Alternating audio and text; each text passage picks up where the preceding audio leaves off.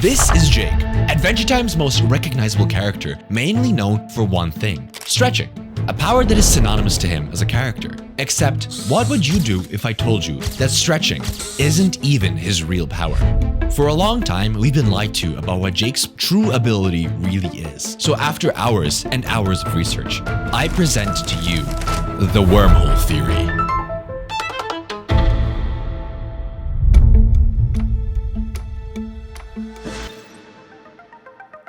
A few months ago, I was rewatching Fiona and Cake Season 1 when I noticed a very interesting scene. It only lasted a few frames, but in that time formed the basis for my entire theory, making me ask myself, how does Jake's stretching actually work? As early as Season 1, Jake is referred to as a magic dog, but in the final season, it's revealed that he's an alien. So, which is it, magic or DNA? So let's start unraveling this mystery by first examining two very important episodes that reveal how Jake's powers actually work. But before we get there, I just wanted to wish you guys a happy new year. I recently hit 3,000 subscribers, and I don't want to get too emotional, but you guys just meant so much to me. Let's just get to the video and, like and subscribe. Everything's Jake begins like most other Adventure Time episodes, with something mundane. In this case, Jake knitting. But it isn't long before Magic Man, a true vermin in Martian form, comes to mess with Jake, injecting him with some mysterious substance. But instead of turning into some hideous monster, Jake starts to feel a little eepy. Before long, he's fast asleep and sinking down inside himself. I really didn't consider how that sounds. Jake wakes up only to find himself surrounded in a vast land of yellow, where the horizon matches the hue of Jake the dog. Jake is no genius, but even he can realize that he is currently inside of himself, positioned deep in his own body, within himself. Who wrote this? Sorry, Mr. Script. David, was that you? No, it was Dave. Unprofessional. I take the time out of my just unprofessional. Do better, David. As Jake takes in his surroundings, he notices that off in the distance, a city begins to emerge, one that Jake immediately heads towards. It's here that he notices even more oddities. Hi. Hi. Not only does the city feel lived in, but there are people here, people that recognize Jake. Jake! Huh? How you doing, Jake? Good, man. Before long, Jake encounters a character named Goose, who seems to go way back with Jake. Is that Jake? Hey there. Oh, Jake, you big goof. How long's it been? 2, 3 years? Let's see. 1, 2, I've never been here. Goose invites Jake to a party held in honor of his return, which Jake attends with open arms. Except there seems to be something odd about this place. Cheeseburger, cheesecake, ring a bell? What is that? Oh, that. Don't worry about that. Don't worry about that. While he's been here, Jake has been unknowingly causing major earthquakes. Turns out that being so close to your own stomach has cause for concern, because when Jake gets hungry, the world shakes. But worst of all, he can't eat anything, unless, you're cool with cannibalism. Turns out that these quakes are big enough to cause calamity, so much so that it gets the president's attention. He meets with Jake alongside the top brass and scientific minds inside the Jake world, and together they attempt to come up with a solution to the problem, which kinda just includes capturing Jake and starving him to death. But before all that goes down, we get one very important piece of dialogue. I believe that Jake is an extra-dimensional being, a glob, if you will, whose psychic field holds our world together. If he leaves, his flesh will reconfigure, and everything and everyone here will disappear completely. Remember this, because it's low-key important. But back to the present, Jake is starving in a cell, while this guy intends to leave through the Great Sky Hole to exit the Jake world. So one quick montage later, and he dies. Oh,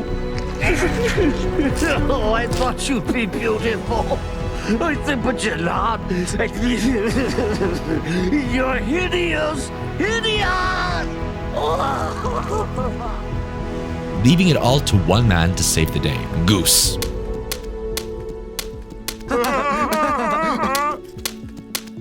Hey, you're hilarious. I know that I've been making gross innuendos this video, but it's right in front of me, Anyway, Goose saves Jake, bada bing, bada boom, society collapses, Goose dies, and Jake has PTSD. What's going on, man? Feeling okay? Just getting a snack, Goose. Just getting a snack. A lovely bit of family-friendly cartoon fun to enjoy on a Sunday morning. Except we're not done, because several seasons later, after investigating a ghost sighting in their parents' old office, Jake is face to face with his alien father. You see, years ago, after Jake's father Joshua was bitten by this blue alien thing, came along Jake out of his dad's head for some reason, making Jake a son of two powerful men. But one of those men, Warren Ampersand, is an almighty alien who has come back to take Jake to his home planet. So he does a little whoop-de-doo, forms a portal, and within minutes, Jake's halfway across the galaxy on an alien planet surrounded by blue people. No, not that. Warren talks to Jake, exposing everything he needs to know before dropping the bombshell. Years ago, I left this beautiful planet and traveled to Oo to implant my destiny-rich, stretchy DNA into a compatible host. That explains a lot, actually. But now I'm dying. What? But he doesn't let that get them down, especially when Warren has a museum to show Jake around. The Museum of Jake. Museum? All about me? It's Jake. Jake, it's Jake. Will you sign my prophecy book? Will you sign my pretzel? This is wild, but it feels so right, you know? It's my 5th birthday party, and my graduation, and when I put a snail in my mouth, and when a snail put me in its mouth. Warren starts peppering him up before revealing an ancient prophecy about Jake taking down this big monster thing, Ishkano. No, I don't remember this one. That's an artist's interpretation of the great prophecy. Tomorrow you are prophesied to battle Ishkano, a monster with tentacles stretching across the galaxy to strangle everything. Which Jake believes because Warren gets him his belt and a matching one for himself. Later, Warren manipulates Jake into stretching to open this big, long, complicated door that takes Jake to the limit, like that one episode. But as Jake does, he only starts to feel weaker and weaker. During the same exact time, Warren is looking noticeably younger. But that doesn't matter right now because the monster is attacking and Jake has to do more stretching to kill it. But thing is... What's going on? Where's that Ishkano jerk? I have a confession. There's no Ishkano. So, you're not really dying? No, I was dying. I needed to siphon your precious stretchy essence to keep me young and virile. I use these belts as a conduit. The more you stretch, the stronger I grow. I've done it hundreds of times, to hundreds of suns. It's kind of grim, man. Okay. But if you thought it ended here, clearly you haven't seen the runtime of this video. Because as evil as Warren is, Jake is the true devious dog here. I'm sorry, Dad.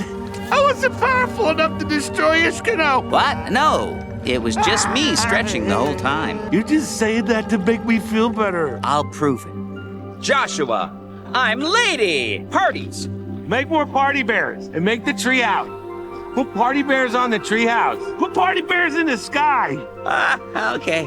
Keep stretching, you old phony. He manipulates Warren into showcasing his stretchy powers, taking him to his limit before revealing that he secretly switched the belts, meaning that Jake has regained his youth once again. He, however, lets it slip that he himself has powerful children, upon which Warren dips in an attempt to steal them. Jake, however, is the proud pop, so he doesn't let that happen and literally knocks his father into a black hole. And don't worry, Jake ends up getting back from space later on, I think. I hope. If you're any bit perceptive, you've already picked up on several similarities between these two episodes, namely that the civilization that Jake and Warren create are near identical. That part is not new, but I want to focus on this scene from the beginning of Jake the Star Child. If you pay really close attention, you'll notice that Jake's dad is forming a goddamn wormhole! I mean, it's right there. Hello? This isn't even a theory, and nobody is talking about it. I only found one dude on Reddit asking if it's possible for Jake to do the very same thing, and he got shut down, like, immediately. But it was a good question. Can Jake also do this? Logically speaking, yeah, Jake should have the same wormhole forming abilities as his father. I mean, he inherited his stretchiness, so why not this? Seems like an important ability to keep in the family tree. But we never actually see Jake forming wormholes, which leaves two possibilities. Either Jake can't use it, or he doesn't know he can. The second option matters more, because this episode keeps circling back to one core idea. To implant my destiny-rich, stretchy DNA. DNA. And DNA doesn't just stop expressing itself after one generation. Traits can skip, mutate, or even resurface. Which brings us to the next logical step. Jake's children. If something was buried in Jake, then his offspring, who age at a much faster rate than him, would show signs of those traits. Jake has 5 children, all of whom possess vastly different powers, both in functionality and strength. TV, for instance, can change the color and size of his horn. Meanwhile, Charlie can shapeshift, fly, and do whatever this is. I mean, talk about getting scammed. But do you want to know what ability all of Jake's children have in common? Each and every one of them. I chose a long sound effect. But in the meantime, you can like, subscribe, and hype the video. Apparently, it's the best way to support small channels, so if you're on mobile, consider... Oh, wait, I think it's almost done. Each and every one of them can teleport, an ability that cannot be traced to their mother since Rainicorns cannot teleport, leaving only one candidate. But the question still remains, why can't Jake do this? And the answer is actually quite simple. He can. Several times throughout the show, we have seen instances of Finn and Jake randomly traveling to different universes. These episodes in a vacuum seem unrelated, but in each situation, Jake is present and may be directly involved. In Pahoy, for instance, his action of throwing away the cup perfectly mirrors Finn's journey. In Temple of Mars, the episode right after Jake the Star Child, he returns back to Oo, and it honestly makes no sense. Jake!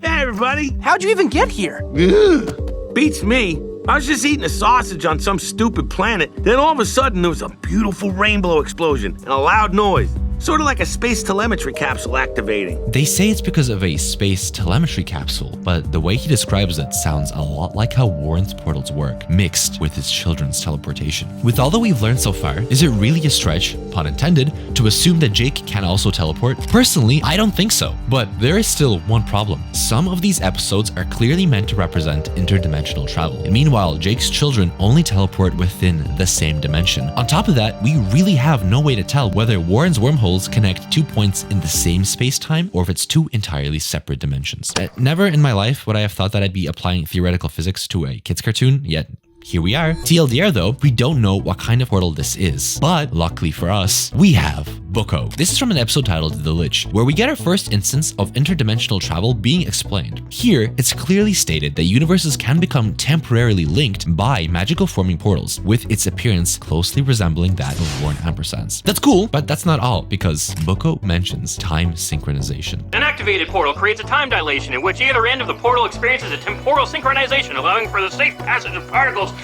through a non-local region of space-time. An odd detail that for a while made no sense to me. I mean, why mention it unless it's gonna play a part in the story, which it never does. Not even in Fiona and Cake, which is all about dimension hopping. Or at least it used to be. But if you pair that information with Warren's planet, it starts to make a little more sense. I always found it odd that Warren's planet is shown to be sitting comically close to a black hole, because if there's one thing that Interstellar taught me, is that time dilation fucking sucks. This is when time moves at a different interval depending on gravity or motion. And wouldn't you know it, near a black hole, gravity is so extreme that time slows down drastically, meaning someone close to it experiences minutes, while far away, years can pass. Yet when Jake returns in the very next episode, nothing changes. That immediately creates a problem if we assume that this is a wormhole connecting 2 points within the same universe. Without some form of time synchronization, Jake should have returned to Oo, where Finn is likely dead. The fact that this doesn't happen strongly suggests that something else is happening. This is where Bucko's explanation comes in. He explains that certain portals don't just connect locations, they synchronize time itself between dimensions, allowing safe passage through what he calls a non-local region of spacetime. In other words, when traveling between dimensions, time can be aligned so that both sides remain in sync, even if extreme physics like black holes are involved. And that actually makes a lot of sense if you think back to Pahoy and the Pillow World. A lot of people wondered how old Finn managed to return back to Oo in his young form, but if wormholes adjust for time dilation, it makes sense how travel like this is possible. That makes interdimensional travel a far more likely explanation for what's happening here as well. The black hole doesn't cause a problem because its time distortion is isolated to Warren's dimension, not the one Jake returns to. Just really quick, I want to say, booyah, Jake is an interdimensional being capable of multiversal travel. I could end the theory right here, but I won't because there is another episode just like Pahoy that people for a long time brushed off as a dream. An episode where Jake uses the exact same dimension hopping abilities, and one that explains how he stretches. Everything's Jake. You see, I don't think that this world is in his stomach, nor do I think that it was formed by Magic Man. I think it was always there, existing as a separate dimension accessed through a permanent wormhole inside Jake's stomach. The premise is simple. Jake's true power is not stretching, but instead the formation of wormholes that allow for interdimensional travel. Those are temporary wormholes, the exact ones that Boko told us about, except for one, a pre-existing wormhole that is always present, always been there inside of Jake's stomach. The exact same wormhole which we see in Everything's Jake. That's how he's able to not only stretch, but seemingly shrink and grow the size of his teeth or organs, because there is a dimension somewhere out there that has an abundant supply of, well, Jake. And yes, I am aware how this sounds, but trust me, the more you start piecing these puzzle pieces together, the more it makes sense. For a long time, the only information we had to go off regarding Jake's magic was a season 1 episode titled The Witch's Garden, where Jake is stripped of his magic and turned into a normal dog, or a human, I guess. Surprisingly enough, Jake's stomach is turned into a human body, but even though his head stays the same, he still can't stretch. Could it be that all the witch did was simply sever Jake's link to the wormhole inside of his stomach, stopping him from stretching? I get that this is an early episode, so it could just be a silly little gag, but then again, this episode does foreshadow Jake being born in a puddle. Food for thought. We've already established Jake's children and their teleportation, but someone I forgot to mention was Beth, a descendant of Jake from a long time in the future, long enough for Warren's DNA to surely break down and no longer spread the ability to form wormholes, yet here she is doing just that. And wouldn't you know it, the portal just so happens to be... Watch me! Fun fact, by the way, On it. this is Jake's favorite cup. You know, the one from Bahoy, the episode all about interdimensional travel. Just thought I'd bring that up. When Warren Ampersand gives Jake that belt, he says it harnesses his stretchy essence. What essence is that exactly? Could it be raw material that Warren takes from Jake's dimension into his own? Probably not. But then again, the belt does just so happen to be over both of their stomachs. So who really knows? Oh, and I almost forgot. Remember that one scene I talked about way earlier in the video? The one from Fiona and Cake that made me make this video in the first place? Well, here it is.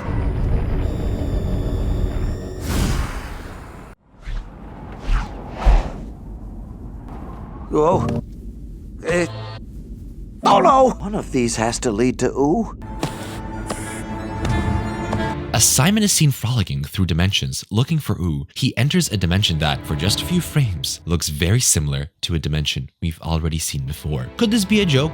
Sure, but it does also confirm that somewhere out in the multiverse is a dimension made up entirely out of a Jake. So why assume that these two places are not the same? But okay, let's rewind a little. Portals, wormholes, Jake dimension, this is a lot to digest. I get it. I think it's only appropriate if we just sit together in silence and think about it. Let me just throw on some adventure time in the background and we can process this together. How does that sound, champ? Gunter says we just need a few more gems. Anyway, now I'm going to freeze you. Wait!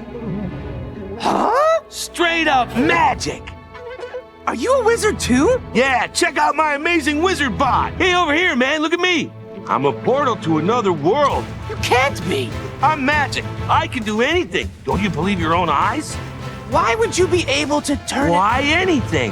Why is the sky blue, bro? Enter the port. What? What? I mean, come on! You heard it from the dog's mouth himself. How more outright can you get? He has shared DNA with an alien who can form portals. His descendants can do the exact same thing. His children, several examples throughout the series show interdimensional travel. Pair that with a Jake dimension that exists. I mean, come on! But let's rewind it, because a caveat does exist. If the Jake dimension truly exists, does that mean that every Jake across the multiverse has access to one? To answer that, I'd like you all to think back to Goose. It was always odd to me how he recognized Jake, but Hey? Is that Jake?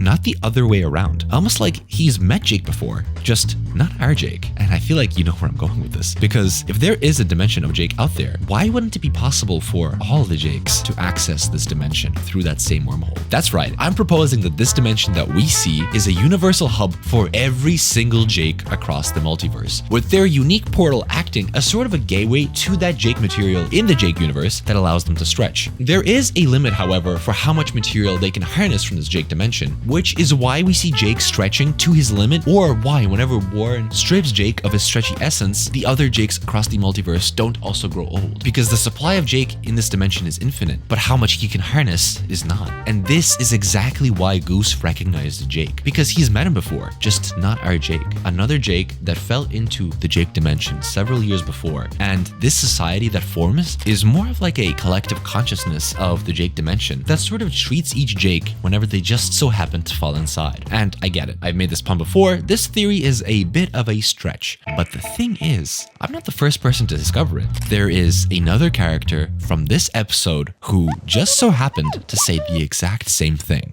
I believe that Jake is an extra-dimensional being, a glob, if you will, whose psychic field holds our world together. If he leaves, his flesh will reconfigure, and everything and everyone here will disappear completely. Adventure Time rarely gives you information like this outright unless it has meaning. So to brazenly mention that Jake is an interdimensional being at the end of everything that we've seen doesn't just feel like the cherry on top, but the perfect ending to this video. So if you've gotten this far in the video, I'd appreciate if you liked, subscribed, hyped, and most importantly, got ready for the next video, because that statement had 3 parts. The first I just addressed. With Jake's psyche holding the reality together, I addressed in my last video. Click here to watch it. But the middle part, a glob if you will, I'm going to address that in the finale of the Jake theory. One that just so happens to explain the most mysterious things in Adventure Time lore. See you then.